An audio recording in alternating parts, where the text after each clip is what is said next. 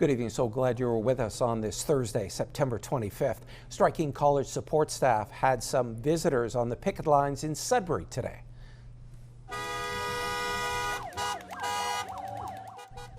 Provincial NDP Leader Marit Stiles was joined by local MPPs Jamie West and Franz Jelena to support the workers, along with OPSEU President J.P. Hornick. Mediation between OPSEU and the College Employer Council is set to start Friday, with some key issues not being met on both sides. Despite that, there was optimism on the picket line this afternoon. I am very optimistic about the fact that the CEC has accepted to return to the table. I hope that we have a great bargaining team, and I hope that our bargaining team will get us the fair contract. We need to have a frank and open discussion about what's actually happening in the system and what they know is coming, so that we can work together to help mitigate it and ensure that Ontario's college system remains public, accessible, and affordable.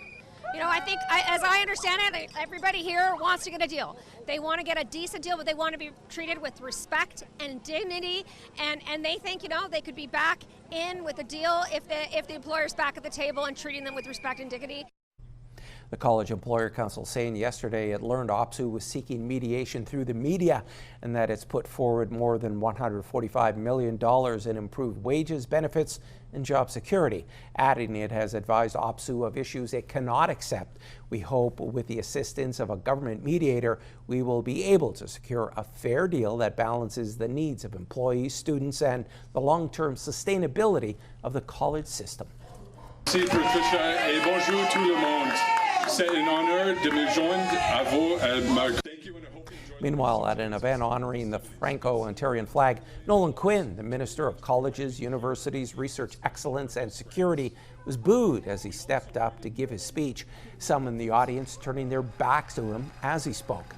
The chair of the Canadian Federation of Students Ontario said several bills the Ford government wants to pass are attacking education, and students won't get caught in the crossfire. Yeah, ultimately, the government continues to attack education from every corner. So we're seeing multiple cuts to the program sector. We're also seeing Bill 33, the introduction of legislation of the provincial government that is trying to impose sweeping legislation across the entirety of the education sector at all levels. And we're seeing the government trying to attempt to create a divide between workers and students, and we're not going to stand for that.